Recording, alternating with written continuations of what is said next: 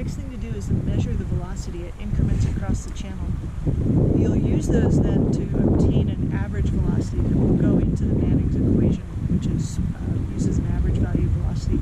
So we're just doing this for the current flow level. Obviously we can't measure velocity for the higher discharge that we're going to indirectly estimate velocity for. So what I have here is called a Marsh-McBurney. That's the brand name. It's a one-dimensional electromagnetic current meter. One-dimensional because velocity is a vector quantity that can be measured in 3 dimensions, so it can be not just downstream but across the stream and vertically as well. It's most common to, if you're going to measure it in the field like this by hand, to just do 1D measurements, so you're just measuring the downstream component. And it's an electromagnetic current meter because instead of having a propeller, it's got this bulb, and it's very hard to see, but there are 3 little circles in that bulb, and those are pressure sensors. So basically it's sensing the difference in pressure caused by the flow going by the bulb, and it converts that into a current velocity that is expressed either as meters per second or feet per second. And you could do this instantaneously. It wouldn't make much difference here. This is very tranquil flow. It's almost laminar. If you had really turbulent flow, if you're doing instantaneous velocity, it would be fluctuating dramatically. So a lot of times what you do for field measurements is put it on fixed point averaging. So you can choose the interval.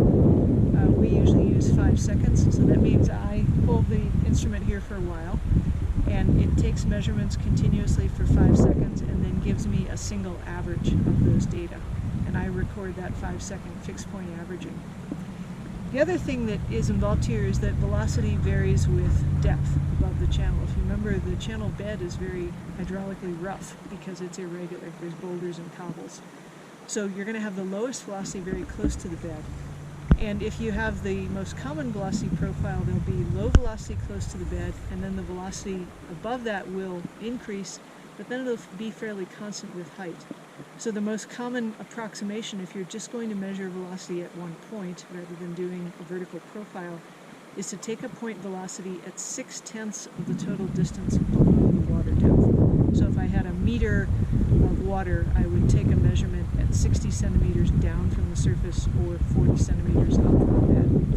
And we're going to be doing that at 10% increments across the wetted channel. So we will use the numbers that we measured in the cross-sectional survey for left edge and right edge water, divide that in 10, and make measurements at this 40% depth above the bed at each of those increments. And in the next section, and I'm sorry, I should show you the readout. It's upside down, but it's in meters per second, and the little bars that are going across the bottom are just showing that it's taking the measurement even though it's going to spit out a single number. That's that 5-second fixed point average. And you can get a negative number with Marsh-McBurney because you can be downstream from a boulder, for example, in an eddy or in an area of return current. You could get a negative number. That makes the calculations a little more difficult, but it sometimes happens in real rivers. So we'll do the velocity measurements, and then in the next video clip we'll show you how we would measure grain size distribution on the bar.